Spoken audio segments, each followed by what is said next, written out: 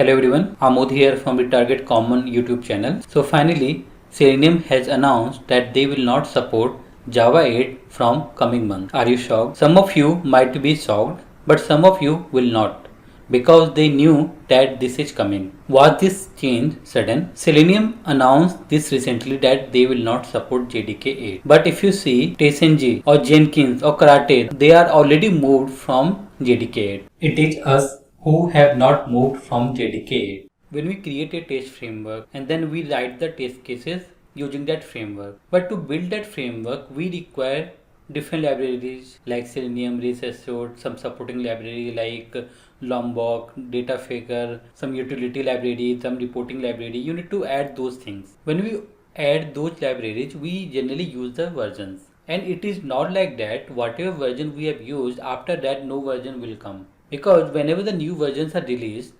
those versions will have new features, bug fixes and performance. I have seen people who are afraid of changes. I have seen some projects where they are using very old versions of Selenium. They have even not moved to Selenium 4. And even I have seen some projects where they are using info.qx Cucumber version. That was the first Cucumber 1. Now Cucumber 7 is released. We don't upgrade the Java version or the dependencies regularly. We simply think, okay, my test case is running, we are able to automate some test cases, that is fine. But there will be a time when you need to upgrade everything forcefully, and there will be higher chances that you might not get everything working because it is really difficult to upgrade suddenly when you are forced to do. As of now, Java 8 is used extensively in many automation projects. But I want to ask you, how many of you are using Java 8 features? Java 8 provides a lot of features like Lambda expressions, Java Stream APIs, functional interfaces, but very few of us are using those features. We have simply moved the Java version, but we are not actually using their features. Now suppose if you move from Java 8 to Java 11, you might be knowing that we have some extra new methods in string class. We have some better way to read the files. Even from Java 11, you don't need to explicitly compile the Java file. You should not be shocked that the current Java version is 20 and in September 23, Java 21 will be released, and from Java 21, you no need to write public static void main. You just need to write void main. These are coming because of changes. They are upgrading their functionalities, but why we are lagging behind? Suppose if Selenium announces that we will support Java 21, what you will do? Many will stop using Selenium itself, but they are also doing gradually.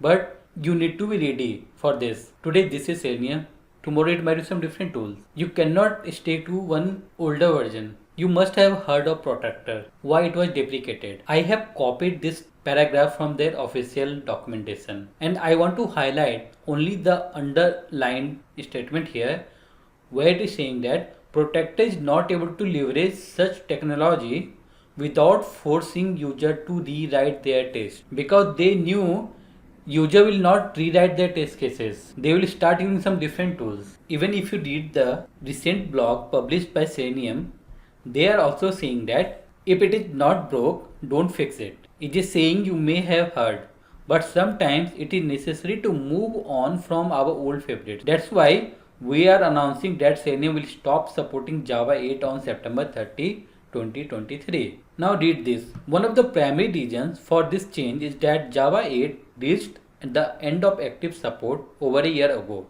In addition, our default HTTP client has not had a major release in several years and a bug has been found that we cannot fix. If you see this bug, they have a lot of discussion and finally they concluded that they cannot fix it with Java 8. They need to move from Java 8 to Java 11. Java 8 was released in 2014. So the concept is change is consistent. We need to upgrade ourselves. Don't simply upgrade the version.